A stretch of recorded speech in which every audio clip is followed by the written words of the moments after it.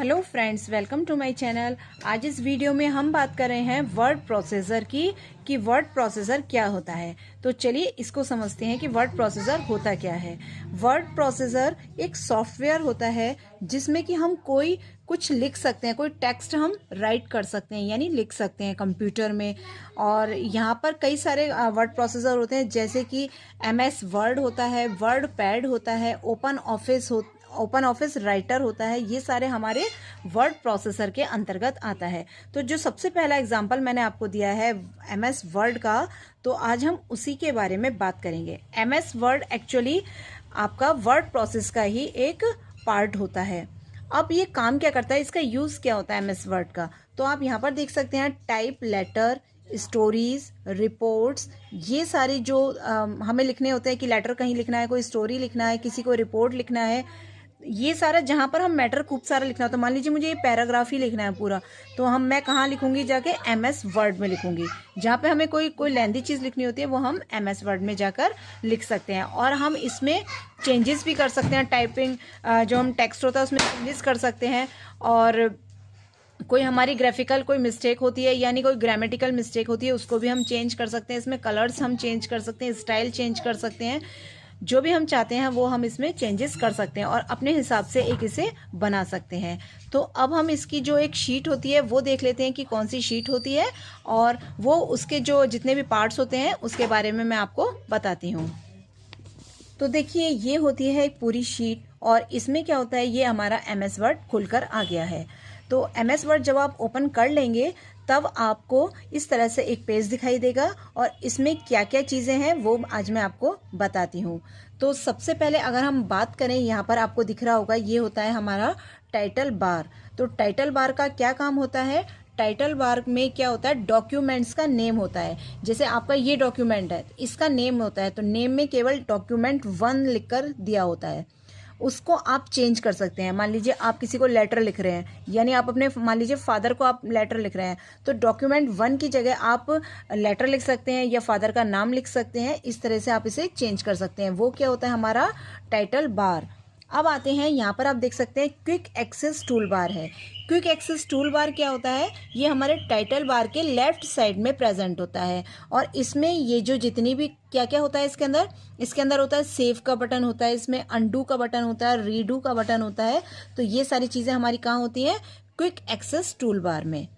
अब टैब्स क्या होता है, जो ये टैब्स होता है वो यहाँ पर जैसे होम होता है, इंसर्ट होता है, पेज लेआउट, ये छोटी छोटी जितनी भी ये चीज़ें लिखी होती हैं वो सारी हमारी टैब्स होती हैं।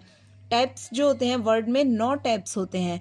इसमें क्या क्या होता है, home, insert, design, layout, reference, और हमारा होता है मेलिंग, रिव्यू, व्यू, हेल्प, ये सारे हमारे टैब्स में आते हैं। अब बात करते हैं रिबन्स की। ये यहाँ पर होता है, ये रिबन होता है। रिबन क्या होता है, ये हमारे क्विक एक्सेस टूल बार के जस्ट नीचे होता है, वो हमारा रिबन होता है। रिबन में हमारे टैब्स और जितने भी ग्रुप्स होते हैं वो सारे इंक्लूड होते हैं हमारे रिबन में। अब बात करते हैं ये रूरल की। जो ये रूलर होता है, एक ऐसे हॉरिजॉन्टली होता है और एक ये वर्टिकली होता है।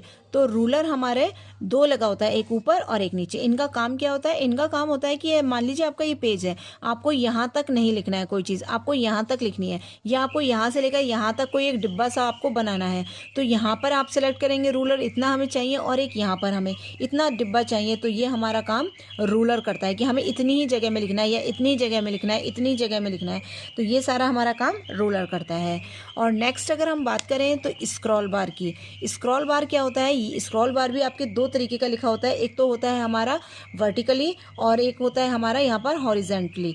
तो वर्टिकली जो होता है वो ऊपर नीचे करने के लिए होता है। मान लीजिए आपने यहाँ से लेकर यहाँ तक लिख लिया, नीचे तक लिख लिया आपने, फिर आपको ऊपर करना है, सरकाना है, तो आप इस यहाँ पर जो स्क्रॉल बार दिया होता है वो आप ऊपर नीचे इस तरह से कर सकते हैं। इसी तरह आपने कोई चीज़ लिखी है, आपने लंबा था यहाँ से यहाँ तक पूरा में लिख लिया, तो आपको इधर से उधर पेज सरकाना होगा, तो यहाँ पर वर्टिकली वाला स्क्रॉल बार हम यूज़ करेंगे। नेक्स्ट आता है आपका टेक्स्ट डॉक्यूमेंट एरिया। ये आपका ये जो पूरा एरिया है जहाँ पर आप टेक्स्ट लिखते हैं उसे हम टेक्स्ट डॉक्यूमेंट एरिया कहते हैं।